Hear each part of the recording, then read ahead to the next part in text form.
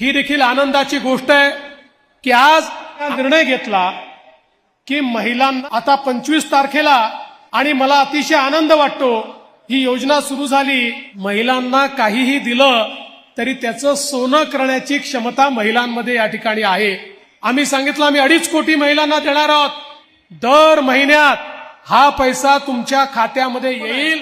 त्याची माननीय मुख्यमंत्र्यांच्या नेतृत्वात आपल्या सरकारने हा निर्णय घेतला की महिलांना सक्षम केलं तरच आपण महाराष्ट्राचा विकास करू शकतो। देशाचे प्रधानमंत्री माननीय मोदीजींनी सांगितलं विकसित भारत करायचा असेल तर या भारताची 50% लोकसंख्या असलेल्या आमची जी स्त्री शक्ती आहे ही स्त्री शक्ती सक्षम झाली, ती जर देशाच्या मुख्य प्रवाहात आली, ती जर अर्थव्यवस्थेच्या मुख्य प्रवाहामध्ये आली तरच आपला देश विकसित होऊ शकतो। आणि म्हणून मोदीजींनी देखील अनेक कार्यक्रम हातामध्ये घेतले की ज्यातनं आपल्या महिलांना सक्षम करता येईल। आता 25 तारखेला मोदीजींच्या नेतृत्वात जळगावला लखपती दीदीचा कार्यक्रम आम्ही करणार आहोत आणि त्याच वेळी महाराष्ट्रामध्ये देखील मुख्यमंत्र्यांच्या नेतृत्वात आम्ही या ठिकाणी महिला सक्षमीकरणाचा कार्यक्रम सुरू केला। आमच्या महिलांना एसटी मध्ये अर्ध्या तिकिटात प्रवासाची योजना सुरू केली आणि मला अतिशय आनंद वाटतो ही योजना सुरू झाली तर त्यावेळी एसटीचे अधिकारी म्हणायचे एसटी आधीच तोट्यात आहे, तुम्ही अजून तोट्यात टाकताय। पण आमच्या महिलांनी इतक्या जोरदार प्रवास सुरू केला की तोट्यात असलेली एसटी फायद्यामध्ये आली आणि अर्ध्या तिकिटामुळे आज एसटीचा फायदा झाला। त्यामुळे महिलांना काहीही दिलं तरी त्याचं सोनं करण्याची क्षमता महिलांमध्ये या ठिकाणी आहे। काही लोक याच्यावर देखील टीका करतात। काही लोक म्हणतात तुम्ही महिलांना विकत घेताय का, तुम्ही त्या ठिकाणी त्यांना लाच देताय का।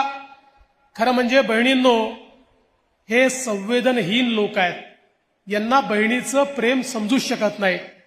अरे त्या ठिकाणी 1500 रुपये नाही 15 कोटी रुपये दिले तरी देखील बहिणीचं आणि आईचं प्रेम कधी विकत घेता येत नाही।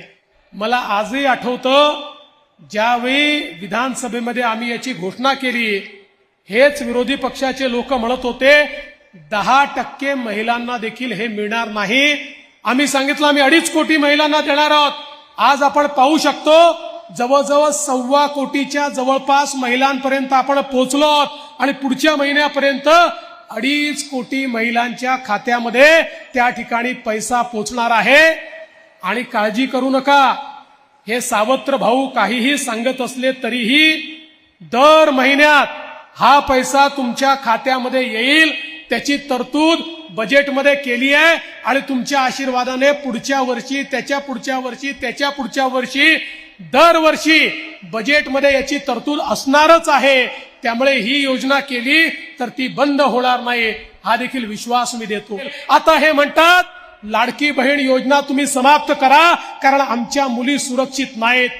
अरे मुलींना सुरक्षित ठेव आणि लाडकी बहीण योजना देखील चालू ठेव। लाडकी बहीण योजना तुम्ही कितीही मनसुबे त्या ठिकाणी आखले तरी देखील आम्ही बंद होऊ देणार नाही। हे कारण शोधतायत लाडकी बहीण योजना कशी बंद होईल। बहिणींनो, काही झालं तरी मंचावरचे तुमचे भाऊ या ठिकाणी सक्षम आहेत, ते तुमच्या पाठीशी पूर्ण ताकदीने उभं राहतील। आणि या सगळ्या योजना आणि याच योजना नाही तर आमच्या मनामध्ये अजून अनेक योजना आहेत, त्या योजना देखील उत्तम प्रकारे आम्ही त्या ठिकाणी मांडू आणि पार पाडू।